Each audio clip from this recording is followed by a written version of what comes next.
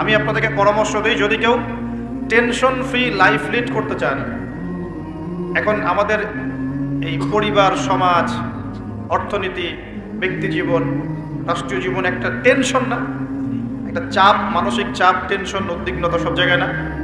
Tension free life lead করতে চাইলে বেশি বেশি দরুদ পড়তে হয়। কি করতে হয়?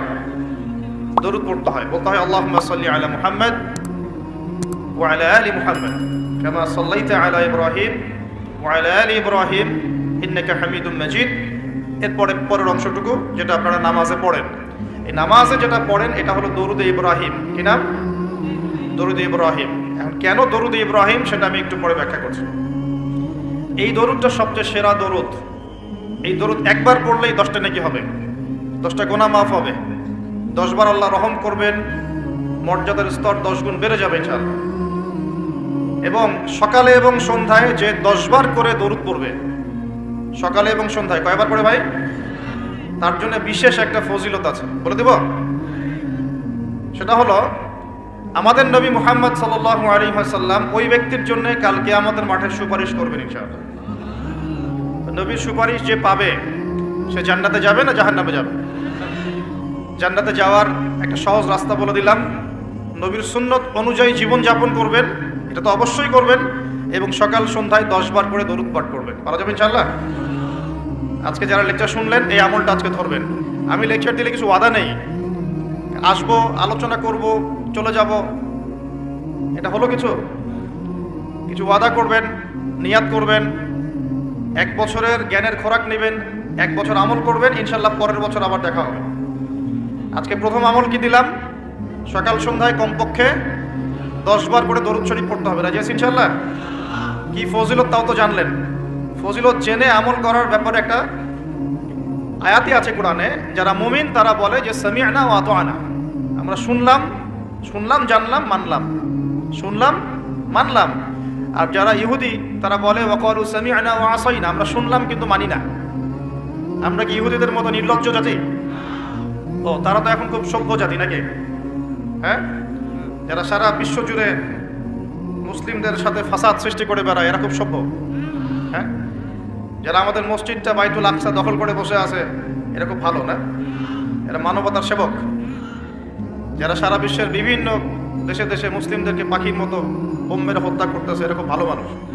ওদের কাছ থেকে আমাদেরকে মানবতা শিখতে হয়, তাই না ভাই? ওরা মানবতার সংজ্ঞা শিখায়। আর আমরা যখন টুপি, দাড়ি, পাগড়ি, বোরখা এগুলো একটু টুকটাক পরার অভ্যাস করি, তখন আমাদের দিকে বাঁকা চোখে তাকায়, তাই না?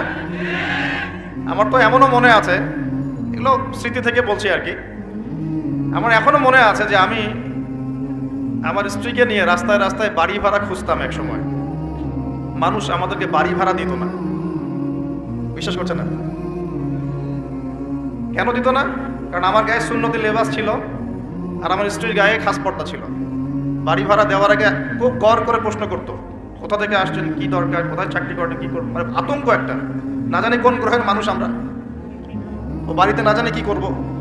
এই যে একটা ভাইব ছড়িয়ে দেওয়া হয়েছে সমাজের মধ্যে, দাড়ি, টুপি, পাগড়ি, জুব্বা, বোরখা, এগুলোর দিকে মানুষ একটা সন্দেহের চোখে তাকাচ্ছে, এই যে একটা ফ্লো, একটা ভাইব সৃষ্টি করা হয়েছে, আপনাদের কি মনে হয় না এটা ইসলামের বিরুদ্ধে চক্রান্ত হচ্ছে? দাড়ি, টুপি, পাগড়ি, জুব্বা, বোরখাওয়ালা মানুষটাই সারা দুনিয়ার সব অপকর্ম করে বেড়ায়। এই সারা দুনিয়াতে যে সমকামিতা চলছে এখন, সমকামিতা বোঝেন কিনা? ছেলে ছেলের সাথে জেনা করতেছে, নাউজুবিল্লাহ, আর মেয়ে মেয়ের সাথে জেনা করতেছে এই যুগে। খবর কতটুকু রাখেন জানি না। এগুলো কি মুসলিমরা ছড়াই দিছে?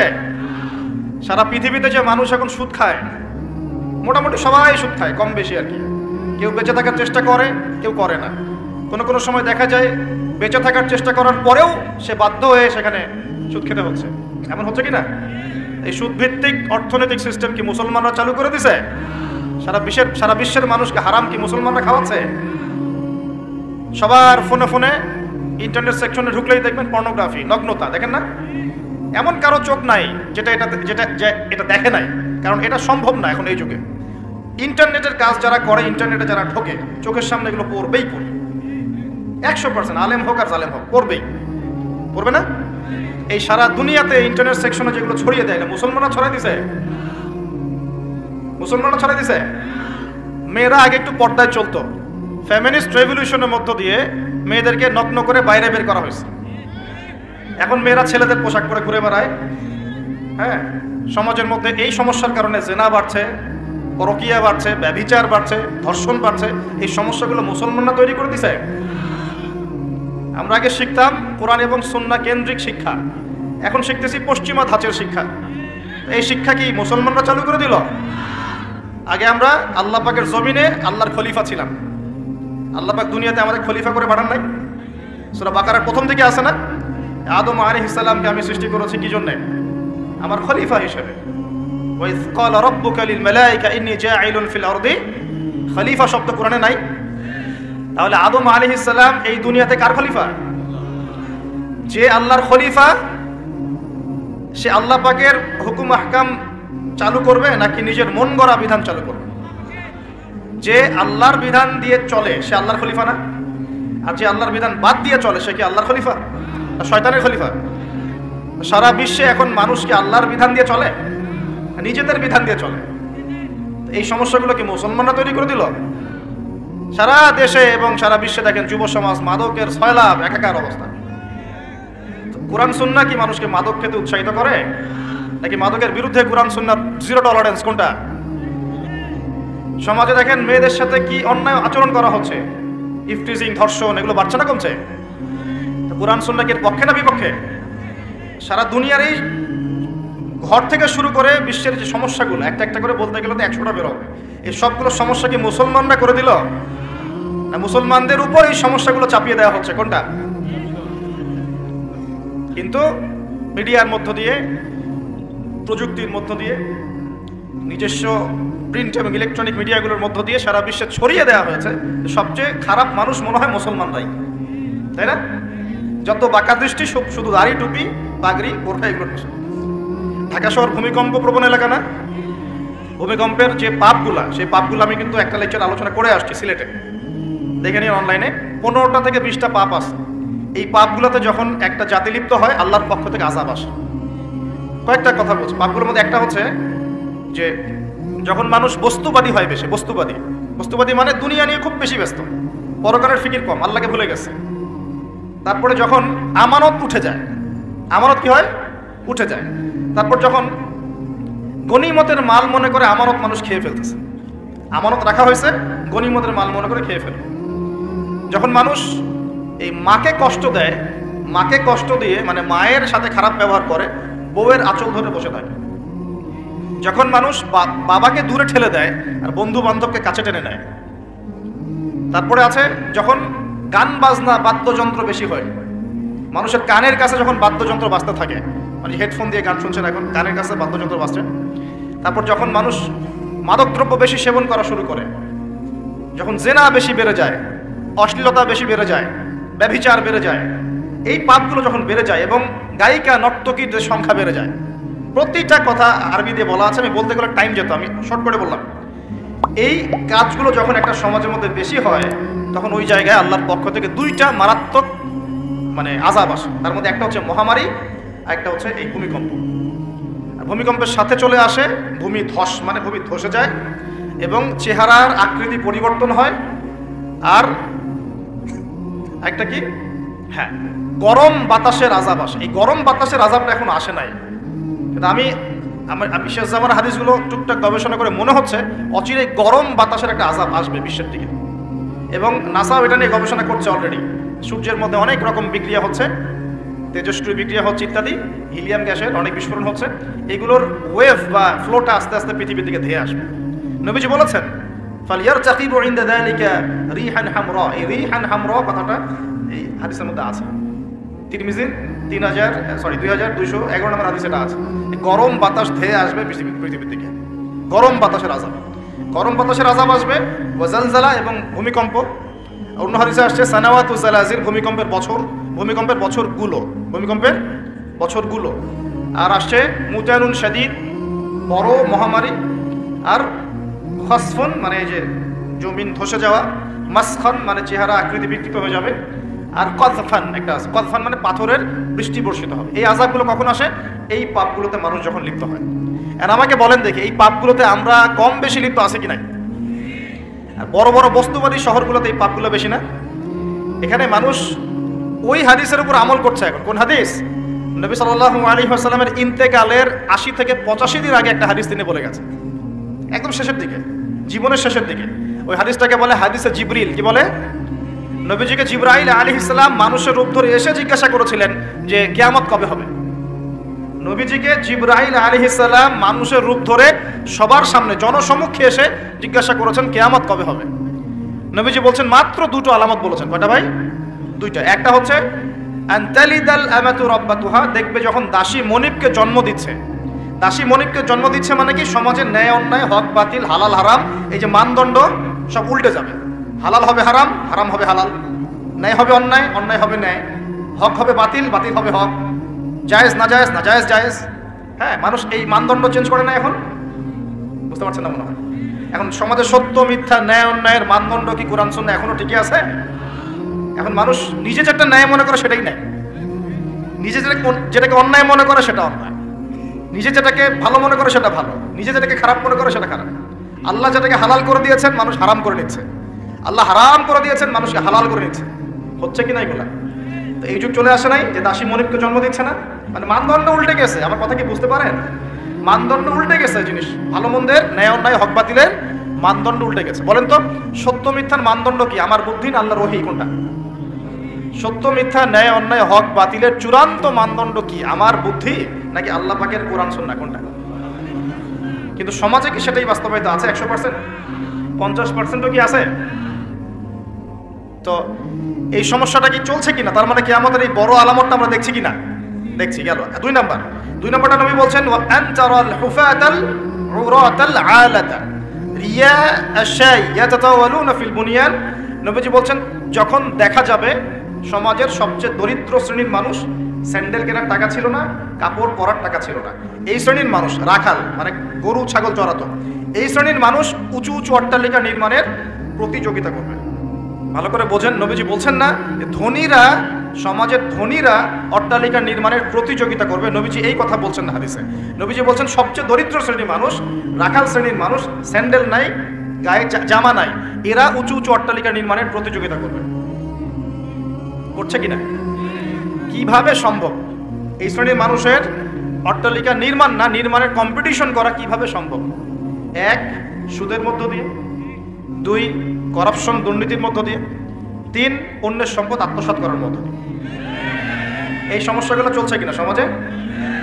এরাই যখন 10-20 তলা বিল্ডিং উঠাবে তখন তো আর মানুষকে মানুষই মনে করবে না। বুঝতে পারছেন না মনে হয়? এদের তো কোনো পড়াশোনা নাই, কোনো ব্যক্তিত্ব নাই, কোনো দিনই ইলম নাই, রুচিবোধ নাই, কালচার না, সামাজিক না, এ তো মানে অসামাজিক।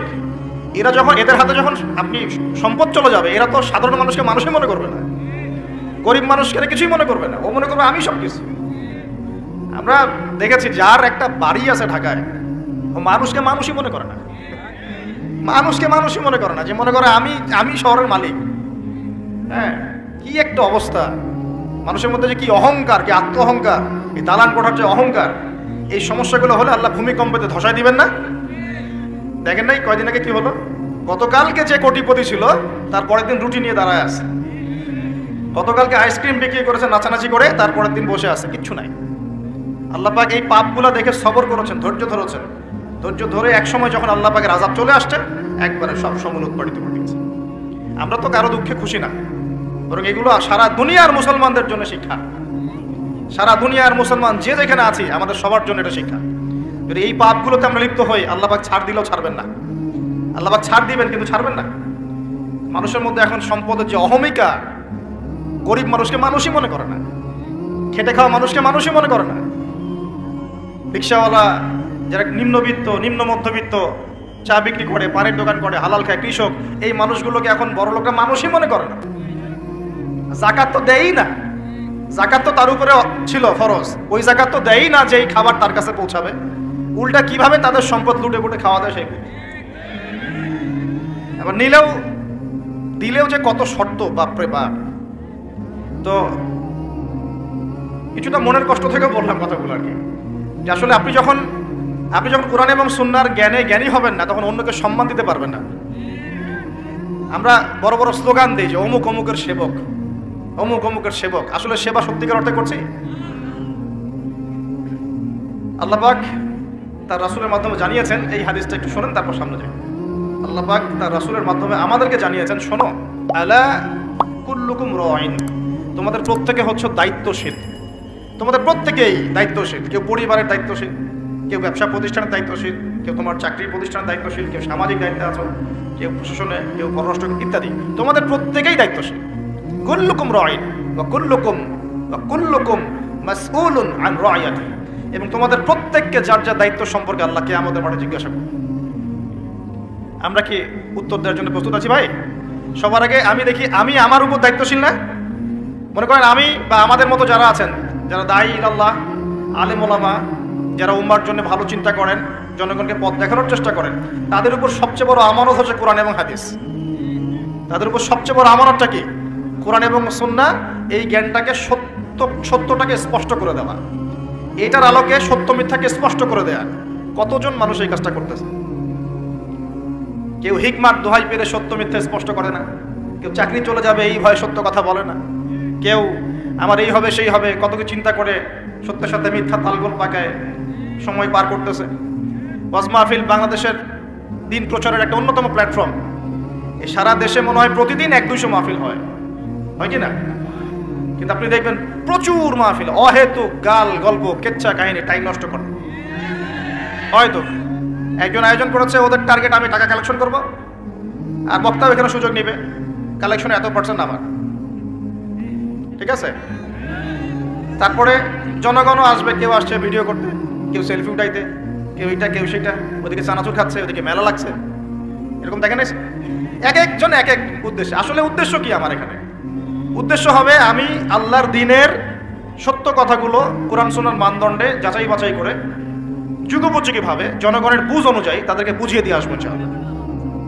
আসবো কিনা? 1 নম্বর। 2, জনগণ কি করবে? অডিয়েন্স, তারা এখানে আসবে একটা নিয়াতে, আমরা কোরআন সুন্নাহ শুনবো, কোরআন সুন্নাহর কথাগুলোকে মেলাবো, যাচাই করব। যদি কোরআন সুন্নাহর সাথে মিলে যায় আমি গ্রহণ করবো। যদি বক্তার কথা কোরআন সুন্নাহর সাথে না মেলে আমি নিব না। আমি কেন? যত বড়ই বুজুর্গ বক্তা আসুক না কেন, আলেম আসুক না কেন, কোরআন সুন্নাহর সাথে যদি তাদের কথাগুলো মিলে না যায় সেই কথা কখনোই আপনি গ্রহণ করবেন। কখনো কখনো কেউ অজ্ঞতাবশত এমন কথা বলতে পারে যেটা কোরআন সুন্নাহয় নাই। এটা যদি অজ্ঞতাবশত হয় তাহলে সে জ্ঞান অর্জন করলে আপনাকে শুধরে দিবে ইনশাআল্লাহ।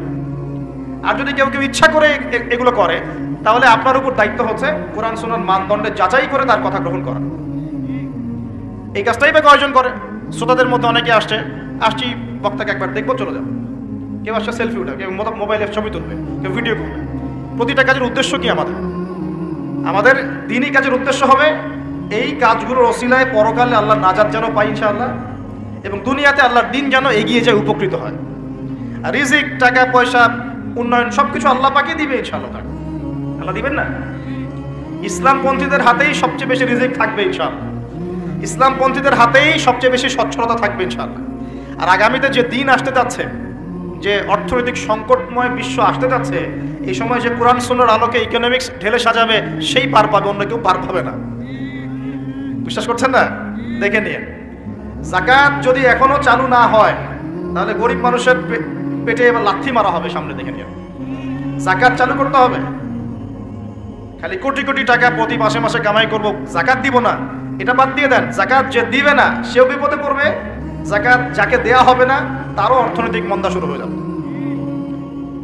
যাকাত আল্লাহ পাক দিয়েছেন কোরআনের অর্থনীতি মানে যাকাত, কোরআনের অর্থনীতি মানে ব্যবসা, কোরআনের অর্থনীতি মানে সাদাকা, কোরআনের অর্থনীতি মানে কৃষিভিত্তিক অর্থনীতি। এই পুরো বিষয়গুলোর মধ্যে সারা বিশ্বের অর্থনীতি পড়ে যায়। কিন্তু এখন আমরা এগুলো সব না হলেও অনেকগুলো অংশ সরিয়ে দিয়ে সুদ চালু করে এটা দিয়ে খাচ্ছি আর কি। সুদের পরিণাম ধ্বংস হবেই হবে, আজ হোক আর কাল হোক সুদ ধ্বংস হবেই হবে। সারা দুনিয়া এখন দেখছে যে সুদ কিভাবে ধ্বংস হয়, সারা দুনিয়া এখন দেখছে সুদ কিভাবে ধ্বংস হবে। মনে রাখবেন, এর ফলে শুধু এক শ্রেণীর মানুষই লাভবান হবে। কোন শ্রেণী? যারা বুর্জোয়া শ্রেণী, যারা পুঁজিবাদী শ্রেণী, যারা ধনিক শ্রেণী, যাদের হাতে সম্পত্তি কুণ্ঠিগত থাকবে, এরা হয়তো পার পেয়ে যাবে এই দুনিয়াতে। কিন্তু মধ্যবিত্ত শ্রেণী আর নিম্ন মধ্যবিত্ত শ্রেণীর জীবনে এমন দুর্ভোগ নেমে আসবে সামনে, দেখে নিন কি হয়। সুদের পরিণতি হচ্ছে ধ্বংস। সুদের পরিণতি মানেই ধ্বংস। সুদ যখন চালু হবে তখন আল্লাহ পাক কোরআনে বলছেন, ও যে ব্যক্তি সুদ খেলো সে যেন আমার এবং আমার নবীর সাথে যুদ্ধ করলো। এটা বলি তাহলে বুঝবেন। সূরা বাকারায় 200 সম্ভবত 79-80 এই আয়াতগুলো দিকে আছে, 79-80 আল্লাহ পাক বলছেন, ইয়া আইয়ুহাল্লাযীনা আমানু, হে মুমিনগণ, ইত্তাকুল্লাহ, তোমরা আল্লাহকে ভয় করো। আল্লাহর কথা সহজ না? তোমরা আল্লাহকে ভয় করো। ওয়া যারু মা বাকিয়া মিনার রিবা, সুদ ছেড়ে দাও। সুদের অবশিষ্ট অংশ ছেড়ে দাও মানে সুদ ছেড়ে দাও। ওয়া ইল্লাম তাফআলু, যদি তোমরা সুদ না ছাড়ো, ফাআযানু বিহারবিন মিনাল্লাহি ওয়া রাসূলিহি, তাহলে আল্লাহ এবং তার রাসূলের সাথে যুদ্ধের ঘোষণা শুনে রাখো। কার কথাটা? আমি বানিয়ে বললাম? আপনার কিতাব। এই কিতাব আপনার বাসায় নাই? আপনি কি এই কিতাবের জন্য জীবন দিতে চান না? যখন এই কিতাবকে কেউ অবমাননা করে আপনার তো গা জ্বলে, হৃদয় রক্তক্ষরণ হয়। কয়েকদিন আগে ওই যে সুইডেন না ডেনমার্ক, হ্যাঁ আমি নামও ভুলে গেছি, ভুলে যাওয়াই ভালো, এগুলো মনে রাখাই খারাপ। কারণ এদেরকে মনে রাখে কি হবে? শুধু প্রথম কথা হচ্ছে যে ওই পশ্চিমা সভ্যতার মধ্যেই যারা বাক স্বাধীনতার কথা বলে, ব্যক্তি স্বাধীনতার কথা বলে, আর তাদের বাক স্বাধীনতা মানে হচ্ছে ছেলে ছেলে বিয়ে করতে পারো, এটা ব্যক্তি স্বাধীনতা। আর বাক স্বাধীনতা মানে ইসলামের বিরুদ্ধে যা ইচ্ছা তাই বলতে পারবে, ইসলামের বিরুদ্ধে যা ইচ্ছা তাই বলতে পারবে, এটা হচ্ছে বাক স্বাধীনতা। আর আল্লাহ পাকের বিধানের বাইরে যা ইচ্ছা তাই করতে পারবে, মদ খাবে, সুদ খাবে, ঘুষ খাবে, জেনা করবে, পর্নোগ্রাফিতে থাকবে, যা ইচ্ছা করবে, এর নাম হলো ব্যক্তি স্বাধীনতা। এটা ওরা বিশ্বাস করে। তো সেখানে কোরআনকে অবমাননা করেছে, কোরআন পুড়িয়ে দিয়ে, তখন আপনার খারাপ লাগে নাই? একটু খারাপ লাগে নাই ভাই? কষ্ট হয় নাই? যদি সে আপনার ছেলে হতো আপনি কি করতেন বলেন? আপনার ছেলে যদি কোরআন পুড়িয়ে দিত কি করতেন? এখন আমাকে বলেন ওই কোরআনেই আছে সুদ খাওয়া মানে আল্লাহ এবং তার রাসূলের সাথে যুদ্ধ করা। আমি আর আপনি যে মানছি না, এখন আমাদের কি হবে বলেন? সে তো অমুসলিম, কোরআনে কি আছে জানি না বেচারা। কোরআনের প্রতি অনেক ক্ষোভ, কারণ কোরআন ওদের সমস্ত জাহেলিয়াত অন্যায়ের বিরুদ্ধে কথা বলে। এই জন্য কোরআনকে পুরা দিতে চায় এবং নবীকেও গালিগালাজ করে, তাই না? ইসলামের বিরুদ্ধে দাঁড়ায় যায়, ইসলামের বিরুদ্ধে ওরা চেষ্টা চালায়, কারণ ওরা জানে না ইসলাম কি, ওরা বোঝে না কোরআন কি, ওরা বোঝে না মুহাম্মদ সাল্লাল্লাহু আলাইহি ওয়াসাল্লাম কে, তিনি কেমন আদর্শ, কেমন মানুষ, তিনি যে পুরো বিশ্বের জন্য রহমত, ওরা তো জানেই না, বোঝেই না। আমরা জানি না? এখন আমরা যে জানি, কিন্তু আমরা যে কোরআন পড়তে জানি না। আমরা তো জানি, কিন্তু আমরা তারপরেও যে কোরআন তেলাওয়াত করতে পারি না, জানার পরেও যে কোরআনের অর্থ কোনোদিন পড়ে দেখলাম না। আরে কত বছর তো অর্থ পড়তে বলেছিলাম যে অর্থগুলো একটু পড়ে দেখেন, বাপরে বাপ যে ধোয়াটা ধুইলো আমাকে, আমি একদম পরিষ্কার হয়ে গেছি, এমন ধোয়া ধুয়ে দিয়েছে আর কি। কোরআনের অর্থ পড়ার দরকার নাই। আমি কি বলেছিলাম যে কোরআন তেলাওয়াত করলে কোনো নেকি হবে না? কোরআন তেলাওয়াত করলে কোনো নেকি হবে না, এই কথা বলেছিলাম না? বলেছিলাম যে কোরআন তেলাওয়াত শুধু তেলাওয়াত করে গেলে আপনি ভিতরের হক আদায় করতে পারবেন না। কোনটা বলেছে? কোরআনে আপনি সূরা ফাতিহা পড়লেন, কিন্তু সূরা ফাতিহার অর্থ আপনি বুঝলেন না। আপনি কি সূরা ফাতিহার মধ্যে আল্লাহ যা বলেছেন তা কি বুঝতে পারলেন? এই যে আয়াত একটা তেলাওয়াত করলাম, আপনি পড়তে পারলেন, ইয়া আইয়ুহাল্লাযীনা আমানু তাকুল্লাহা ওয়া যারু মা বাকিয়া মিনার রিবা ইন কুনতুম মুমিনিন ওয়া ইল্লাম তাফআলু ফাআযানু বিহারবিন মিনাল্লাহি ওয়া রাসূলিহি। আপনি কি কিছু বুঝলেন? তেলাওয়াত তো করলেন, প্রত্যেক হরফে 10 নেকি হলো, আপনার আমলনামায় প্রত্যেক হরফে 10 নেকি হলো, ঠিক আছে, বুঝলাম, মানলাম, কিন্তু এই আয়াত যে আপনি বুঝতে পারলেন না। কিন্তু এখন আমি যদি বলে দেই আয়াতের অর্থটা এমন, হে মুমিনগণ আল্লাহকে ভয় করো, সুদ ছেড়ে দাও, যদি না ছাড়ো আল্লাহ এবং তার রাসূলের সাথে যুদ্ধের ঘোষণা শুনে রাখো, এবার কি কিছু বুঝতে পারলেন? বুঝতে পারেন নাই? তাহলে অর্থের দরকার নাই ভাই। আর কত সহজ করে বলবো বলেন তো ভাই? আর কত সহজ করে বোঝা? আমি যে এখন মুসলিম পরিবারে জন্ম নিয়েও যে আমি কোরআন তেলাওয়াত করতে পারছি না, অর্থটা পড়ে দেখছি না, নবীর হাদিসগুলো পড়ছি না, কোরআন রেগুলার একটু তেলাওয়াত করি না, কোরআনের একটু দাওয়াত মানুষকে দেই না, কোরআনের কাজে সাহায্য করছি না, এগুলো কি আমার অপরাধ হচ্ছে না? কে বড় অপরাধী তাহলে? তারা না আমরা? বলেন এবার। এখন কি দ্বিতীয় ওয়াদাটা করতে পারি? প্রথম ওয়াদা করেছেন দরুদ পড়বেন সকালে সন্ধ্যায় 10 বার করে, মনে আছে তো নাকি ভুলে গেছেন? আমাদের মেমোরি তো এখন মাছের মতো, অ্যাকুরিয়ামের মাছ আছে না, ওই মাছের মেমোরি ওখানে ঘোরে কেন সারাদিন জানেন? কারণ ওর memory short time memory loss, মানে ওর মেমোরি এত নিচু স্কেলের, ও মনে করে যে এটা হচ্ছে অনেক বড় সমুদ্র, ও কোথায় গেল ভুলে গেল, এই যেখান থেকে এই পর্যন্ত গিয়েছে ও ভুলে গেছে কোথায় কোথায় আসছে, মেমোরি লস। আমাদের কেন জানি আমাদের জাতিটা এরকম হয়ে গেছে, আল্লাহ মাফ করুক। একটা ইস্যু আসে ওইটা নিয়ে একদম মাতামাতি লাফালাফি, চলে গেলে ওটা ভুলে যাবে, নতুন ইস্যু, এমনটা হয় না? আচ্ছা, তো আপনারা ওই রকম হয়েন না অন্তত পক্ষে, আল্লাহ পাক তৌফিক দান করুন। তো প্রথমে ওয়াদা করেছেন কি 10 বার করে দরুদ, মনে আছে তো? আচ্ছা, এবার দ্বিতীয় ওয়াদা করেন যে কোরআন যারা তেলাওয়াত করতে জানেন না, আমি অর্থের কথা বলছি না এখন, জাস্ট তেলাওয়াতের কথা বলছি, যারা কোরআন তেলাওয়াত করতে জানেন না, এই যে রমজান মাস সামনে আসছে, এই পুরো রমজান সময় দিলাম বিশুদ্ধ করে কোরআন তেলাওয়াত শিখতে হবে। রাজি আছেন ইনশাআল্লাহ? রাজি আছেন ইনশাআল্লাহ? ওয়াদা করছেন তো? নিয়াত এত দুর্বল কেন? নিয়াত এত দুর্বল কেন? কোরআন তেলাওয়াত শিখতে কি কষ্ট হবে খুব? এটা তেলাওয়াত শেখাটা কি অযথা হবে না কাজে দিবে? কোরআন যে তেলাওয়াত করতে জানে না, কোরআন কি তার পক্ষে সাক্ষী দিবে না বিপক্ষে সাক্ষী দিবে? আর কোরআন যার বিপক্ষে সাক্ষী দিবে সে কি জান্নাতে যাবে? কি মনে হয়, জান্নাতে যাবে? আচ্ছা, তাহলে একটু ওয়াদা করতে পারি ইনশাআল্লাহ আগামী রমজান শেষ হওয়ার আগেই কোরআন তেলাওয়াত শেষ হওয়া চাই ইনশাআল্লাহ। পারা যাবে ইনশাআল্লাহ? যদি ফজিলত বলি, প্রত্যেক হরফে 10 নেকি পাবেন ইনশাআল্লাহ। প্রত্যেক হরফে 10 নেকি। কোরআনে কতগুলো হরফ আছে জানেন? এটা আয়াত, আয়াত, হরফ, হরফ মানে অক্ষর। আর আয়াতও 6666টা নাই, 6666টা আয়াত কোরআনে নাই। বাসায় গিয়ে গুনে দেখেন, কোরআনে আয়াত আছে 6236টা, 6236টা, বাসায় গিয়ে গুনে দেখেন। 2, কোরআনের শব্দ আছে 77,800টা। শব্দ বুঝি, ওয়ার্ডস 77,800টা, এটা হলো শব্দ সংখ্যা। আর অক্ষর প্রায় 5 থেকে 6 লক্ষ অক্ষর আছে, 5 থেকে 6 লক্ষ অক্ষর আছে। এবং প্রত্যেক হরফে 10টা করে যদি নেকি হয়, একবার বিশুদ্ধ করে কোরআন খতম দিলে কত নেকি হয় বলেন? কত হবে? কয়েক কোটি তো হবে নাকি ইনশাআল্লাহ? হবে তো নাকি? আল্লাহ পাক আমাদের সবাইকে বিশুদ্ধ করে কোরআন তেলাওয়াত করার তৌফিক এনায়েত করুন, বলি আমিন। এখন যারা আমরা কোরআন তেলাওয়াত করতে জানি, হাফেজ আছি বা কোরআন পড়তে পারি মাশাআল্লাহ, তারা কি একটু ওয়াদা করতে পারি যে এই রমজান মাসে আলিফ লাম মিম থেকে শুরু করে মিনাল জিন্নাতি ওয়ান নাস পর্যন্ত 114টা সূরার অর্থ পড়ে দেখব ইনশাআল্লাহ? কারা কারা কোরআন তেলাওয়াত করতে জানেন হাত তোলেন দেখি একটু। মাশাআল্লাহ, শুকরিয়া, জাযাকুমুল্লাহ, অনেকেই জানেন মাশাআল্লাহ, হাত নামান। যারা জানি, আমরা এবার ওয়াদা করলাম, নিয়াত করলাম ইনশাআল্লাহু তাআলা এই রমজান মাস শেষ হওয়ার আগেই, আমরা এখন থেকে শুরু করব, রমজান শেষ হওয়ার আগেই আল কোরআনের 114 সূরা মানে 30টা পারা, প্রতিদিন 1 পারা করে, প্রতিদিন 1 পারা করে 30টা রোজায় 30 পারার অর্থ পড়ে শেষ করবো ইনশাআল্লাহু তাআলা। রাজি আছেন ইনশাআল্লাহ?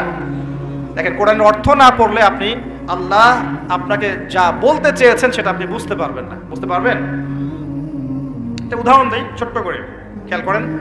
মনে করেন আপনি প্রবাসী, আপনার স্ত্রী থাকে দেশে, আপনার স্ত্রীর সাথে আপনার দেখা সাক্ষাৎ খুব কম হয়, দেখা সাক্ষাৎ হয় না বললেই চলে, খুব আপনি কাজের কারণে ওখানে থাকছেন, মাঝে মাঝে আসছেন যাচ্ছেন। এখন স্ত্রী আপনাকে একটা মেসেজ পাঠিয়েছে, ফোনে স্ত্রী আপনাকে একটা 1 পৃষ্ঠার মেসেজ পাঠিয়েছে, আর মেসেজটা পাঠিয়েছে স্ত্রী ইংরেজি ভাষায়। কোন ভাষায় ভাই? আর আপনি বেচারা ইংরেজি বোঝেন না, আপনি ইংরেজি বোঝেন না, আপনি ইংরেজি রিডিংটাও পড়তে পারছেন না, যে সে বলেছে আই লাভ ইউ, এতটুকু আপনি পড়তে পারছেন না, কারণ আপনি কোনোদিনও ইংরেজি পড়েন না। এটা যে আই, এটা যে এল, এটা ও, এটা ভি, এটা ই, এটা আপনি বুঝতে পারছেন না, কারণ আপনি ইংরেজি জানেনই না, মনে করেন। এখন স্ত্রীর এই ভালোবাসাপূর্ণ মেসেজটা আপনি কি পড়তে পারবেন? আচ্ছা, তাহলে পড়তেও পারলেন না। এখন যদি পড়তে পারতেন, কমসে কম পড়তে পারতেন, তাহলে কি হতো? অর্থটা আপনি বোঝার চেষ্টা করতেন, নাকি? অর্থটা বোঝার চেষ্টা করতেন। হ্যাঁ, স্ত্রী বলেছে আমি খুব ভালো নাই, আপনার কথা মনে পড়ছে, সন্তানরা আপনাকে মিস করে, এগুলো সে ইংরেজিতে লিখেছে, ইংরেজি ভাষায় লিখেছে। আর আপনি ইংরেজি ভাষা পারেন না, অর্থটা বোঝেন না। তার লেখাগুলো হয়তো আপনি টুকটাক কিন্তু পড়তে পারছেন, হ্যাঁ, কিন্তু আপনি কি তার অর্থটা উঠাতে পারবেন? অর্থ যদি উঠাতে না পারেন, স্ত্রী যে এত প্রেম ভালোবাসা মহব্বতের সাথে একটা চিঠি লিখলো আপনাকে, আপনি কি সেই চিঠির হক আদায় করতে পারলেন? এবার আপনি বোঝেন, আল্লাহ রাব্বুল আলামিন আমাদেরকে এই দুনিয়াতে সফল হওয়ার জন্য আর পরকালে জান্নাত পাওয়ার জন্য এই কোরআনটা নাজিল করেছেন। আল্লাহ পাক তার পক্ষ থেকে এই মেসেজটা পাঠিয়েছেন তার নবীর মাধ্যমে, যে তোমরা যেন দুনিয়ায় সফল হতে পারো, দুনিয়ায় কিভাবে চলবে, কিভাবে খাবে, কিভাবে নামাজ পড়বে, কিভাবে সমাজকে ডিল করবে, কিভাবে পরিবার চালাবে, কিভাবে রাষ্ট্র চালাবে ইত্যাদি সব কিছু আল্লাহ পাক এই কিতাবের মধ্যে নাজিল করে নামিয়ে দিলেন রাসূল সাল্লাল্লাহু আলাইহি ওয়াসাল্লামের কাছে, তিনি আমাদের সবাইকে জানিয়ে দিলেন। আর বেচারা আমি যদি এই ভাষাও না বুঝি আর এটা পড়তেও না জানি, আমি কি আল্লাহ পাকের সেই মহব্বতের হক আদায় করতে পারবো? এটাই হলো আমাদের উম্মার এখন সবচেয়ে বড় সমস্যা। আমরা আল্লাহ পাকের কিতাবের হক আদায় করতে পারি না। কেমন করে পারবো? কিতাব তো পড়তেই পারি না। আর অনেকে মনে করে এই কিতাব আমার পড়ার দরকার নাই, আলেম ওলামারা পড়লেই হবে, তাই না? এমন মানসিকতা আছে না? আরে ভাই আমার এত বুঝি না, আমি সাধারণ মুসলমান, হ্যাঁ, আমার এত সময় নাই, পরিবার আছে, ব্যবসা আছে, আমি খালি হাইয়া আলাস সালাহ বললে মসজিদে যাবো, ব্যাস বাসায় চলে আসবো। এরকম মুসলমান দিয়ে আল্লাহর জমিনে আল্লাহর দিন প্রতিষ্ঠা হবে না। এরকম মুসলমান দিয়ে আল্লাহর জমিনে আল্লাহর দিন প্রতিষ্ঠা হয় না। আল্লাহ পাকের জমিনে আল্লাহর দিন প্রতিষ্ঠা হয় কাদের দ্বারা? যারা জ্ঞান অর্জন করে, জ্ঞান অনুযায়ী আমল করে, শরীয়তের গভীর জ্ঞান অর্জন করে, ওই জ্ঞানটাকে মানুষের মধ্যে ছড়ায় দেয়, দিনের দাওয়াতি কাজ করে, হালাল খায়, পরিবারের মধ্যে দিন প্রতিষ্ঠা করে, নামাজ কায়েম করে ইত্যাদি, মানুষকে ঐক্যবদ্ধ করার চেষ্টা করে, ইসলামকে একটু একটু করে এগিয়ে নেয়। যাদের এসব নিয়ে কোনো ফিকিরই নাই, তাদের দ্বারা কে দিন প্রতিষ্ঠা লাভ করবে? তো প্রিয় ভাইয়েরা, আমার রিকোয়েস্ট, যারা কোরআন তেলাওয়াত করতে জানি মাশাআল্লাহ বা হাফেজ আছি এখানে উপস্থিত, রমজান মাস শেষ হওয়ার আগেই 114 সূরার অর্থ পড়ে শেষ করে দেবো ইনশাআল্লাহ। রাজি আছেন ইনশাআল্লাহ? আল্লাহ পাক আমাকে সবার আগে আমাকে তৌফিক দান করুন, এরপর আপনাদের সবাইকে তৌফিক দান করুন। কয়টা ওয়াদা করলেন আজকে? মনে আছে তো? আচ্ছা, 10টা ওয়াদা নিব আপনাদের কাছে ইনশাআল্লাহ। 4 নাম্বার হচ্ছে, আমার সাথে ওয়াদা করেন, এই যে মেরাজের রাত চলে গেল, যদিও ভাই তারিখটা নিয়ে অনেক পক্ষে বিপক্ষে কথা আছে, একদম স্পেসিফিকলি এটা বলা খুব ডিফিকাল্ট যে এই রাতেই হয়েছিল। 27 রজব করেন না, 27 রজব করেন না, এই রাতেই হয়েছিল, স্পেসিফিকলি একদম 100% নিশ্চিত করে বলাটা ডিফিকাল্ট। কারণ কোরআনে বা সুন্নায় কোথাও এই তারিখটা মেনশন করা নাই। বড় বড় আলেমদেরকে জিজ্ঞাসা করি, কোরআন এবং সুন্নায় কোনো জায়গায় তারিখটা মেনশন করা নাই। যেমন আমরা বলি লাইলাতুল কদর রমজান মাসের শেষ দশকে, বলি না? লাইলাতুল কদর কখন? রমজানের শেষ দশকের বিজোড় রাতে, তাই না? রমজানের শেষ দশকের 21, 23, 25, 27, 29 যে কোনো একটা রাত হবে লাইলাতুল কদর, এটা আমরা জানি। এইভাবে করে শবে মেরাজ কিন্তু বলা নাই কোথাও, এটা ঐতিহাসিক ঘটনা। যাই হোক, এই শবে মেরাজে রাসূল সাল্লাল্লাহু আলাইহি ওয়াসাল্লামকে আল্লাহ পাক তার আরশের কাছাকাছি নিয়ে আল্লাহ পাক যে কথাবার্তা বলেছেন, আল্লাহ পাকের সাথে তিনি যে কথা বলেছেন, আল্লাহর নূর দেখেছেন, আল্লাহর দিদার লাভ করেছেন, এই সময় আল্লাহ রাব্বুল আলামিন তাকে 3টা হাদিয়া তৌফা দিয়েছেন। কয়টা ভাই? গৌরের সাথে শোনেন, মনোযোগ দিয়ে শোনেন। 3টা হাদিয়া দিয়েছেন। 1, আল্লাহ পাক আমাদের নবীকে দিয়েছেন 50 ওয়াক্ত নামাজ। কত ওয়াক্ত? এই 50 ওয়াক্ত নিয়ে তিনি আসছিলেন। আস্তে আস্তে 5ম আসমানে দেখা হয়েছে নবী মুসা আলাইহিস সালামের সাথে। কোন নবী? মুসা আলাইহিস সালাম নাম তো জানেন। কোরআনে সবচেয়ে বেশি কোন নবীর নাম এসেছে এটা জানেন তো? হয়তো অনেকে জানতেন না। কোরআনে কিন্তু সবচেয়ে বেশি আমাদের নবীর নাম আসে নাই। কোরআনে সবচেয়ে বেশি এসেছে নবী মুসা আলাইহিস সালামের নাম, প্রায় 137 জায়গায়। কত জায়গায়?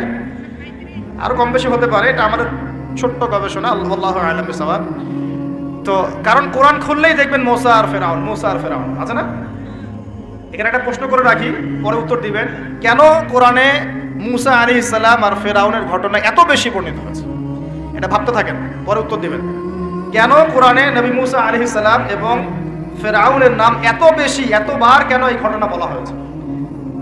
কোরআনে কি আল্লাহ শব্দের কোনো অপচয় করতে চান? তাহলে এতবার করে একটা কথা কেন বলছেন? আর কোরআনে কি আল্লাহ পাক অহেতুক কিছু নাযিল করেন না? নিশ্চয়ই পিছনে কোনো কারণ আছে বলেই করেন। কোনো কারণ ছাড়া কি আল্লাহ পাক কোনো কাজ করেন? আচ্ছা, তার মানে এর পিছনে কোনো কারণ আছে। এই যে একটা সূরা আপনারা পড়েন, সূরা আর রহমান, সূরা আর রহমানের মধ্যে পড়েন না, আর রহমান আল্লামাল কোরআন খালাকাল ইনসান আল্লামাহুল বায়ান, পড়েন না? আচ্ছা, এই সূরার মধ্যে 31 বার এসেছে ফাবিআইয়ি আলাই রাব্বিকুমা। আমি যদি বলি যে 31 বার কেন এই আয়াতটা আসলো, এতবার কেন? একটা সূরার মধ্যে এতবার একটা কথা বলার কি দরকার? আল্লাহ পাক তো কোরআনে শব্দের অপচয় করতে চান না, তাহলে এতবার করে আল্লাহ পাক কেন বলছেন এই কথা? এই দুটো উত্তর আলোচনা শেষে আমি যুবকদের কাছ থেকে শুনবো ইনশাআল্লাহ। ভাবতে থাকেন, সূরা আর রহমানে কেন এতবার ফাবিআইয়ি আলাই রাব্বিকুমা তুকাযিবান বলা হয়েছে, এবং মুসা এবং ফিরআউনের ঘটনা এতবার কেন এসেছে? আমাদের উম্মাহকে আল্লাহ কি শেখাতে যাচ্ছেন? ভাবার বিষয় আছে কিনা ভাই? কোরআন নিয়ে মানুষ ভাববে কখন? যখন পড়বে বুঝবে তখন তো ভাববে নাকি? একটা বিষয় যখন পড়ে বোঝে গবেষণা করে তখন না মাথায় গুলো খেলে। আর কোরআন তো সেই খুলেছিলাম বাবা মারা যাওয়ার সময়, বাবার মৃত্যুবার্ষিকীতে, বাবার 40 দিনের দিন। হ্যাঁ, ওই যে কবে আমার ছেলে অসুস্থ হয়েছিল ওই দিন কোরআন খুলে ঝাড়ফুঁক করেছি, এগুলোই তো কোরআনের সাথে আমাদের সম্পর্ক। একটু চেক করে দেখেন লাস্ট কত মিনিট আগে আপনি হোয়াটসঅ্যাপ চেক করেছেন, দেখবেন আধা ঘন্টা আগে। লাস্ট কত ঘন্টা আগে আপনি ইউটিউব চেক করেছেন, দেখবেন 1 ঘন্টা আগে চেক করেছেন। লাস্ট কত ঘন্টা আগে আপনি ফেসবুক স্ক্রল করেছেন, দেখবেন 10 মিনিট আগে, 15 মিনিট আগে, 20 মিনিট আগে। আমলনামা স্ক্রল করে দেখেন লাস্ট কবে কোরআন খুলেছিলেন। বুঝতে পারেন এই কথা? কবে শেষ কোরআন খুলে দেখেছেন? কে কবে শেষ কোরআন খুলে দেখেছেন? কোরআনের সাথে যদি এমন সম্পর্ক হয়, হে মুসলিম জাতি, আমাদের আল্লাহর গজব থেকে বাঁচার কোনো সম্ভাবনা নেই। আল্লাহ পাক আমাদেরকে কোরআনের সাথে সম্পর্ক করার তৌফিক দান করুন। যে কোরআনের সাথে সম্পর্ক করতে পেরেছে সে সরাসরি আল্লাহর সাথে সম্পর্ক করতে পেরেছে। যার সাথে কোরআনের সম্পর্ক নাই সে আল্লাহর মারেফত থেকে বহু দূরে অবস্থান করছে। আল্লাহর মারেফত এইভাবে পাওয়া যায় না, অনেক ত্যাগ তিতিক্ষার মধ্য দিয়ে পেতে হবে। আল্লাহ পাকের মারেফত পাওয়ার সবচাইতে শ্রেষ্ঠ মাধ্যম হচ্ছে কোরআনুল কারীম। এছাড়া এর চেয়ে শ্রেষ্ঠ কোনো মাধ্যম নেই। হ্যাঁ, সালাত আছে, সেটা একটা ইবাদত, কিন্তু এটা হচ্ছে বিধান। এই বিধান এবং এর তেলাওয়াত, আল্লাহ পাকের কালাম, এর মধ্য দিয়ে আল্লাহ পাকের মারেফত লাভ করা যাবে ইনশাআল্লাহ তাআলা। আল্লাহর সাথে আপনি সরাসরি কথা বলতে পারবেন। আপনি কি আল্লাহর সাথে কথা বলতে চান না? আল্লাহ পাক কি বলছেন, কেন বলছেন, আপনার সাথে আপনার প্রতি আল্লাহ পাক কি নসিহত করছেন, আপনি কি জানতে চান না, শুনতে চান না? মুসা আলাইহিস সালাম পঞ্চম আসমানে আমাদের নবীকে বলছেন 50 ওয়াক্ত নামাজ আপনার উম্মত পড়তে পারবে না, আপনি কমিয়ে নিয়ে আসেন। আমার উম্মতকে 2 ওয়াক্ত নামাজ দেওয়া হয়েছিল, পড়তে পারে নাই। তার উম্মতের নাম কি? মুসা আলাইহিস সালামের উম্মতের নাম কি বলেন?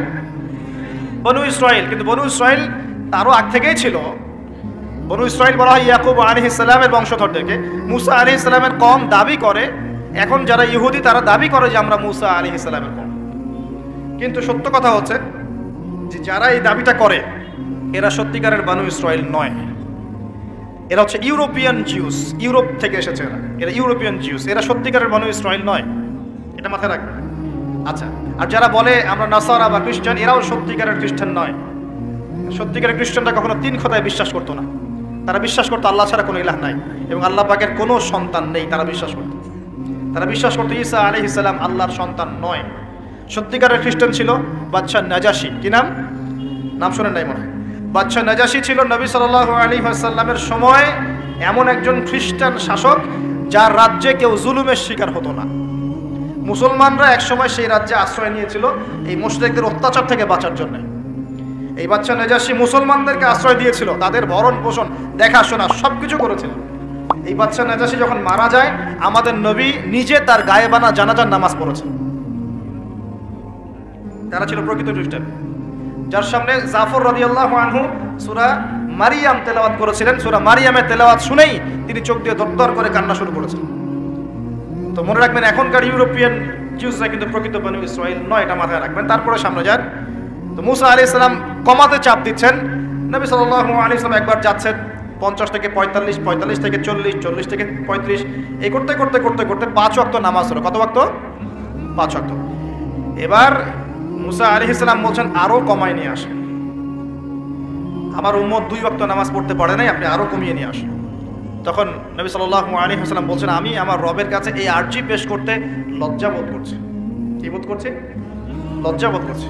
তারপর আল্লাহ রাব্বুল আলামিন বললেন যে তোমার উম্মতের উপর আমি 5 ওয়াক্ত নামাজই ফরজ করলাম, এই হাদিয়া দিলাম, কিন্তু তারা যদি 5 ওয়াক্ত নামাজ পড়ে 50 ওয়াক্তের নেকি দেওয়া হবে।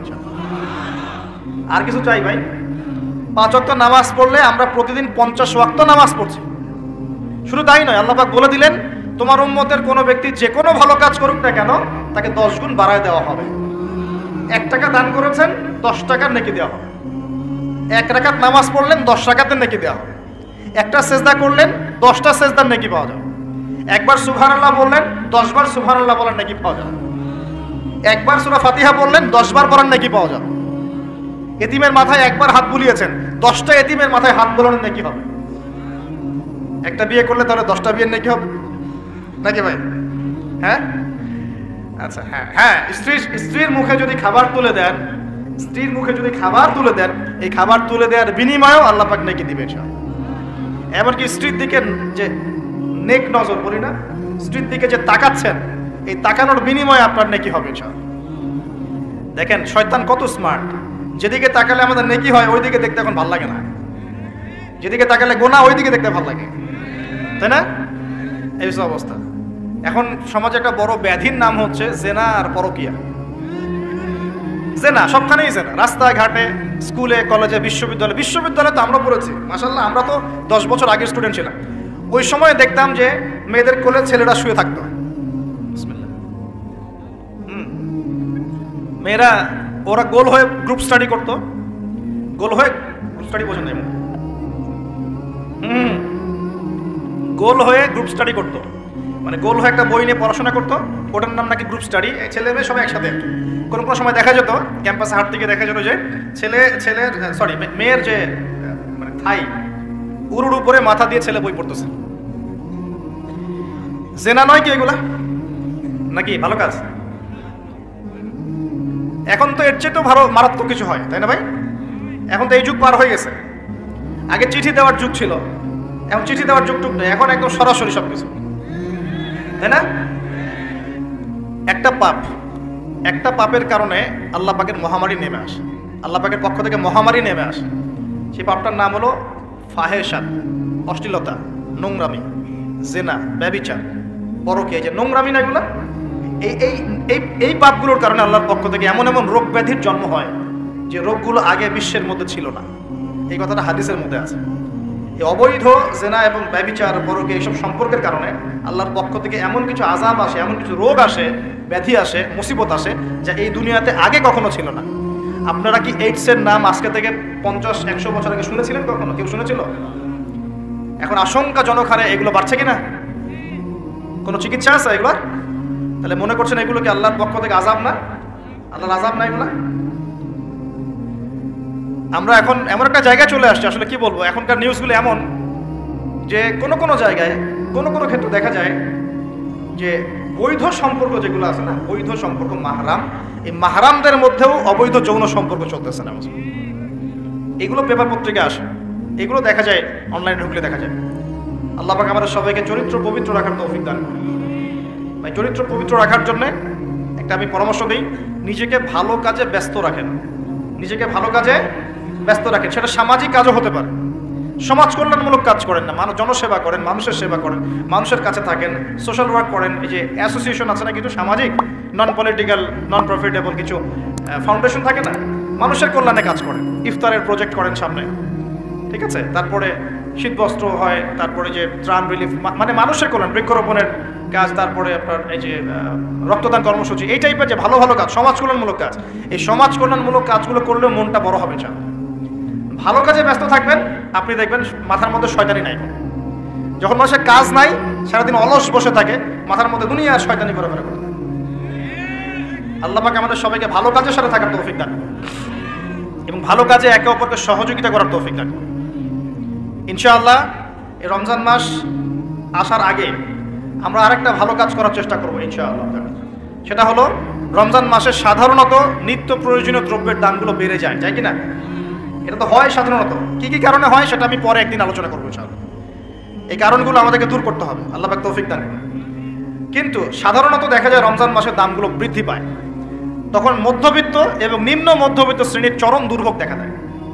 তারা অনেকেই দেখা যায় লোক লজ্জায় মানুষের কাছে হাত পাততে পারে না, কাউকে বলতে পারে না, কিন্তু ওদের ঘরে অভাব থেকে যায়। কোনো সময় দেখা যায় ইফতার করতে বসে তারা বদদোয়া করতে থাকে, ইফতার করতে বসে বদদোয়া করতে থাকে, আল্লাহ কি চলছে, কিভাবে খাবো, কিভাবে করবো, আল্লাহ তুমি দেখো, তুমি ছাড়া দেখার কেউ নাই, এগুলো বলতে থাকে। আমরা রমজান মাস আসা থেকে একটা ভালো কাজ করার নিয়াত করি, আল্লাহ পাক তৌফিক দান করুন। আমাদের মধ্যে যারা সামর্থ্যবান আছি, আমাদের মধ্যে যারা সামর্থ্যবান, খেয়ে পরে বাঁচতে পারি 3 বেলা, আমরা আমাদের রমজান মাসের বাজার তো করবো, পাশাপাশি চেষ্টা করব প্রত্যেক ভাই অন্তত একটা করে পরিবারের দায়িত্ব নেওয়ার জন্য। পারবেন তো ইনশাআল্লাহ? প্রত্যেক ভাই কমপক্ষে একটা করে পরিবার, সামর্থ্যবান, বিত্তশালী, সামর্থ্যবান, যাদেরকে আল্লাহ পাক সামর্থ্য দিয়েছেন অর্থনৈতিক, আমরা একটা নিয়াত করি যে আগামী রমজানে, এই আসন্ন রমজানে ইনশাআল্লাহ আমরা নিজেদের পরিবারের সাথে অন্তত একটা করে পরিবারের হলো দায়িত্ব নিব ইনশাআল্লাহ। আমরা নিজেদের পরিবারের বাজার করব, মাসিক বাজার, একটা পরিবারের মাসিক বাজার করে দেবো ইনশাআল্লাহ। পারা যাবে না ইনশাআল্লাহ? এইভাবে যদি আমরা সমাজের মানুষগুলো এগিয়ে আসি, যাদের সামর্থ্য আছে, দেখবেন সমাজের একটা বড় অংশের মানুষের অভাবের সমস্যা দূর হয়ে যাবে ইনশাআল্লাহ। এক মাসের বাজেট তার কি লাগতে পারে? এক মাসের জন্য কতটুকু চাল লাগে? 20 কেজি, 30 কেজি, হয়তো চাল লাগতে পারে, ডাল লাগতে পারে, নিত্য প্রয়োজনীয় জিনিস, তেল লাগতে পারে, চিনি লাগতে পারে, চিনি, তারপরে আপনার এই যে ছোলা লাগতে পারে, খেজুর লাগতে পারে, একটা প্যাকেজ করে আমি চেষ্টা করবো আমার পরিবারের সাথে অন্তত একটা করে পরিবারের দায়িত্ব নেওয়ার জন্য। পারবো না ইনশাল্লাহ ভাই? নিয়ত এত দুর্বল কেন? নিয়ত এত দুর্বল কেন ভাই? যখন আল্লাহর বান্দারা অন্য মুসলিমের পাশে থাকে, আল্লাহ তখন সেই বান্দার পাশে থাকে। নিজেকে ভালো কাজে ব্যস্ত রাখেন। দান সৎকার করলে কখনো টাকা কমে যায় না, মনে রাখবেন। দান করলে কোনোদিনও টাকা কমে যায় না। আপনার দানের টাকা ঘুরে ফিরে আপনার কাছে আসবে, বুঝতে পারছেন না? আপনার দানের টাকা ঘুরে আল্লাহ আপনার কাছে ফিরাই দিবে। কিভাবে ফিরাবেন সেটা আল্লাহর দায়িত্ব। আমি কি বুঝাবো কিভাবে ফিরাবেন? বুঝবেন, একটু বোঝানোর চেষ্টা করবেন। অর্থনীতি কিন্তু কঠিন, সহজ করে বোঝানোও কঠিন, সবাই সহজ করে বোঝাতেও পারবে না। আমি একটা পয়েন্ট খালি বুঝাই আপনাদেরকে, বোঝেন চেষ্টা করেন। মনে করেন আপনাদেরকে অর্থনীতি বুঝাই, এগুলো আমাদের সাবজেক্ট ছিল, আর তখন আমরা আসলে অর্থনীতি কিছুই বুঝতাম না। তারপরে যখন কোরআন হাদিস পড়া শুরু করলাম তখন দেখলাম যে ও আচ্ছা, ব্যাপার তো খুব সহজ। সহজ জিনিসটাকে এত কঠিন করা হয় কেন? দেখেন কিরকম। মনে করেন একটা বাজার, আপনাদের বাজার আছে কি?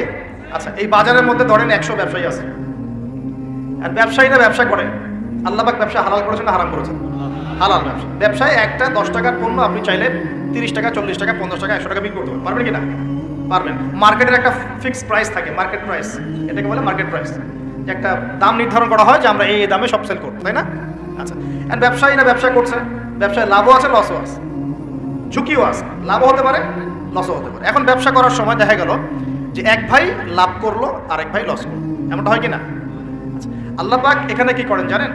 এই বাজারের মধ্যে যে সম্পদগুলো আছে, অর্থ সম্পদ, আপনারা যেটা কারেন্সি বলেন, এগুলো আল্লাহ রাব্বুল আলামিন হাত থেকে হাতে ঘোরাতে থাকেন। আজকে আপনার হাতে, কালকে তার হাতে, কালকে তার হাতে, পরশু আরেকটার হাতে। এই সম্পদ বাজারের মধ্যে ঘুরতে থাকে। বাজারটা হতে পারে সমাজ, হতে পারে রাষ্ট্র, হতে পারে বিশ্ব। ভালো করে বোঝেন, ছোট পরিসরে হতে পারে সমাজ, হতে পারে রাষ্ট্র বা বিশ্ব। আল্লাহ পাক সম্পদটা সার্কুলেট করেন, ঘোরাতে থাকেন। আজকে তার হাতে, কালকে তার হাতে, কালকে তার হাতে, এভাবে সম্পদ ঘুরতে থাকে। লাভ লসের রিস্ক আছে, কেউ লাভ করে, কেউ লস করে। এভাবে সম্পদ সার্কুলেট হতে হতে হতে আল্লাহ পাক যাকে ইচ্ছা ধনী বানান, যাকে ইচ্ছা গরিব বানান। কথা বুঝতে পারছেন? এটা হলো এই জায়গায় রিজিকটা নিয়ন্ত্রণ করেন সরাসরি আল্লাহ পাক।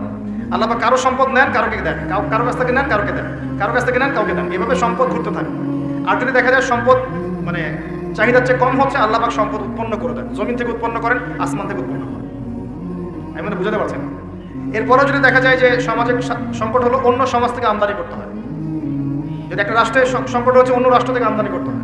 এভাবে একটা সিস্টেম চলে, ইসলামিক সিস্টেম। এখানে ব্যবসা হচ্ছে মূল। এখানে দায়িত্ব আল্লাহ নিয়ে নেন, কাউকে ধনী করবেন, কাউকে গরিব করবেন। সম্পদ ঘুরতে থাকবে, ঘুরতে থাকবে। এভাবে আল্লাহ পাক আপনার এই যে ধনী ব্যক্তি, মনে করেন যে সম্পদ এখানে লাভ করেছে, এই ব্যক্তির উপর আবার জাকাত ফরজ আছে। কি আছে? জাকাত ফরজ আছে। এখন এই যখন ধনী হবে, যেসব পরিমাণ সম্পদ আসবে, তখন এ জাকাত দিবে গরিবকে। তখন যার হাত থেকে সম্পদ চলে আসছে, ওর কাছে আবার সম্পদ ফিরে যাবে। বুঝতে পারলেন কি কিভাবে সম্পদ আল্লাহ পাক ঘোরান? এর জাকাত ছাড়াও আছে সাদাকা। সাদাকা ছাড়া সাদাকাতুল ফিতর আছে, অনুদান আছে, এবং নরমালি আল্লাহ পাক কিন্তু সদকা করতে উৎসাহিত করে। এইভাবে একটা ইকোনমিক সিস্টেম চলতে থাকে, ছোট বা বড় পরিসরে। এইভাবেই মদিনা টিকে ছিল, এভাবেই মদিনার ইকোনমিক সিস্টেম চলতো নবী সাল্লাল্লাহু আলাইহি ওয়াসাল্লামের যুগে। তো সেখানে আরো একটা বিষয় এক্সট্রা ছিল, যেটা এখন নাই। সেটা ছিল গনিমত। সেটা কি? রাসূল সাল্লাল্লাহু আলাইহি ওয়াসাল্লাম সাহাবীরা বিভিন্ন যুদ্ধ এবং জিহাদ করতেন কিনা? না, তারা তো এগুলো করতেন না। ঘর মসজিদে বসে খালি সুবহানাল্লাহ পড়তেন। বদর উহুদ তো হয়নি ইসলামে, হয়েছে? বদর উহুদ বলে কোনো যুদ্ধ হয়েছে নাকি? এগুলো বললে তো দেখা যাবে বাপরে বাপ, অবস্থা খারাপ। হ্যাঁ, জিহাদি বয়ান শুরু করে দিয়েছে। এগুলো কি ইতিহাসে আছে কি নাই? যখনই মুসলিমরা যুদ্ধে গিয়েছে এবং জয় করেছে, তখন বিপুল গনিমতের সম্পদ লাভ করেছে। বুঝতে পারছি? গনিমত মানে ওই যে যাদের সাথে যুদ্ধ হচ্ছে, ওদের সব সম্পত্তি মুসলিমরা তখন পেয়ে যায়, কারণ ওগুলো ছেড়ে ওরা পালিয়ে যাবে। এটা এর মধ্য দিয়ে মুসলিমরা ব্যাপক সচ্ছলতার মুখ দেখেছিল। খায়বারের যুদ্ধ জয়ের মধ্য দিয়ে মুসলিমরা প্রায় 1/3 সম্পদ পেয়েছিল আরবের মধ্যে। জাজিরাতুল আরবের 1/3 সম্পদ শুধু খায়বার যুদ্ধ জয়ের মধ্য দিয়ে লাভ করা হয়েছে। ওইটা তো নাই, এখন ক্লোজড। আমি ওগুলো বাদ দিয়ে এই সিস্টেমগুলোর কথা বললাম, সাদাকা, ব্যবসা ইত্যাদি ইত্যাদি। তার মানে ইসলামিক ইকোনমিক সিস্টেমের মধ্যে আল্লাহ পাক সম্পত্তি নিয়ন্ত্রণ করছেন এবং কাউকে ধনী বানাচ্ছেন, কাউকে গরিব করছেন। সম্পদ হাতে হাতে ঘুরছে। যে ধনী সে আবার জাকাত দিচ্ছে, তখন গরিবের কাছে ধনীর সম্পত্তি চলে আসছে। বুঝতে পারছেন কি ভাই কিছু? আচ্ছা, কঠিন হচ্ছে আলোচনা মনে হয়। আচ্ছা, একটু কঠিন শোনেন। খালি কি আর উঠবস করা, ঢেলে দেই, চা খাই, কফি খাই শুনলে হবে? হ্যাঁ, এগুলো শুনলে হবে খালি? ভালো করে শুনি ইনশাল্লাহ। এখন চলমান সিস্টেমে কি সমস্যা হয়? যখন আপনি ব্যবসাটাকে গুটিয়ে নিয়ে সুদটাকে প্রাধান্য দিচ্ছেন, মানে সুদের মধ্যে কি লাভ লস দুটা রিস্ক আছে, ঝুঁকি আছে কোনো? সুদে আপনি যখন খান, আপনি কি বলেন যে ঠিক আছে আমি 100 টাকা নিলাম, ব্যবসায় লাভ হলে আমি দিব 50%, লস হলে 50%, এটা তো সুদ না, এটা তো সুদ না, এটা কি সুদ? যখন আপনি বলেন যে আমি 100 দিয়েছি, আমাকে 110 দেওয়া লাগবে, 100 দিয়েছি আমাকে 110ই দেওয়া লাগবে, আপনি তো লসের রিস্ক নিবেন না, নিবেন? সুদখোর কি লসের ঝুঁকি নিবে নাকি লাভের শর্তে টাকা দিবেন? এখন যখন আপনি লাভ লসের ঝুঁকি নিচ্ছেন না, তখন একজন লাভ করা একজন লস করার কোনো সিস্টেম বাজারে থাকছে না।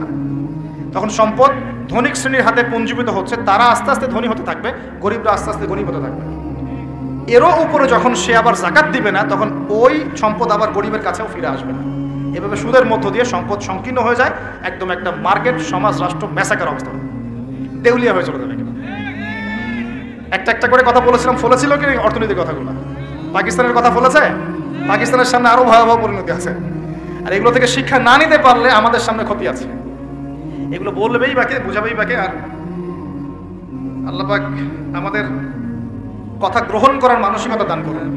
কমপক্ষে কথাগুলো শুনে একটু যাচাই করার তৌফিক আল্লাহ দান করুন। যাচাই করার পর যদি দেখা যায় যে হ্যাঁ ঠিকই বলেছে ছেলেটা, বা কম কিছুটা হলেও ঠিক বলেছে, ওইটুকু অন্তত গ্রহণ করার তৌফিক আল্লাহ দান করুন। একবারে যদি নেগলেক্ট করে রাত দূর এইসব কথা শোনারই দরকার নাই, তাহলে তার কিছু হইল না, সমস্যা নাই। আমাদের কাজ কি? ফাযাক্কির ইন্নামা আনতা মুযাক্কির। আল্লাহ পাক আল্লাহর দ্বীনের দায়ীদের দায়িত্ব দিয়েছেন, তোমরা উপদেশ দিবে, তোমরা শুধু উপদেশদাতা। লাস্তা আলাইহিম বিমুসাইতির, কারো প্রতি তোমরা দারোগা নাও, চাপ দিয়ে মানাতে হবে, এই দায়িত্ব তোমাকে দেওয়া হয় না। জাস্ট বলে দিয়ে চলে আসে সামনে। ফাযাক্কির ইন নাফাআতিয যিকরা, তুমি উপদেশ দিবে হে নবী। সায়াযাক্কারু মান ইয়াখশা, যে উপদেশ গ্রহণ করবে সে শীঘ্রই গ্রহণ করবে, যে আল্লাহকে ভয় করে সে শীঘ্রই উপদেশ গ্রহণ করবে ইনশাআল্লাহ তাআলা। প্রিয় ভাইরা, তো এখনকার চলমান বিশ্বের ইকোনমিটা হচ্ছে সুদভিত্তিক। এই কারণেই ইকোনমিক সমস্যাগুলো, মন্দাগুলো, স্যাংশনগুলো, করাপশনগুলো, এগুলো সুযোগ থেকে যায়। আদারওয়াইজ ইসলামিক ইকোনমিক সিস্টেম পরিপূর্ণরূপে থাকলে এই সমস্যাগুলো হতো না। রমজান মাসে ওয়াদা নাম্বার 5, কয়টা ওয়াদা করছেন এই পর্যন্ত ভাই? 4টা। ওয়াদা নাম্বার 5 হচ্ছে রমজান মাসে যার যার জাকাত ফরজ হয়, জাকাত অবশ্যই জাকাত আদায় করে দিবেন ইনশাআল্লাহ। করবেন কি না? আপনারা কি মনে করেন যে নামাজই খালি ফরজ, জাকাত ফরজ না? জাকাত ফরজ না? যে কেউ যদি মনে করে নামাজ ফরজ, জাকাত ফরজ না, সে ব্যক্তি কাফের।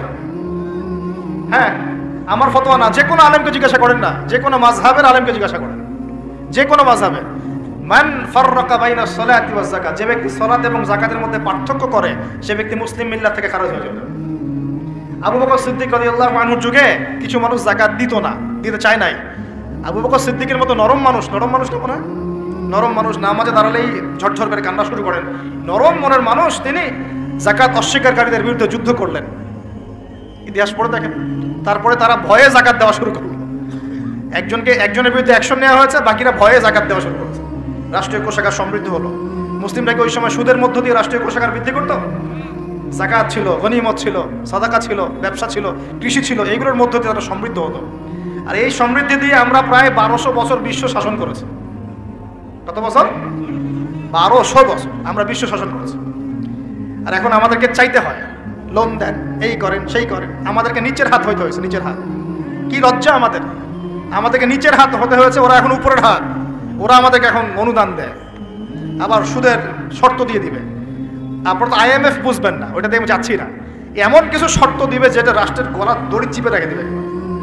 এটা যারা এখানে ব্যক্তিত্বরা আছেন তারা বুঝবেন আমার কথা। গলার মধ্যে দড়ি দিয়ে ফাঁস লাগিয়ে রেখে দিবে, এর নাম লোন দেওয়া। গলায় দড়ি দিয়ে ফাঁস ধরে রেখে দিবে, এর নাম লোন দেওয়া। দিবি না মানে টান দিয়ে নিয়ে দিবে, তারপর শ্রীলঙ্কা বানায় রেখে দিবে।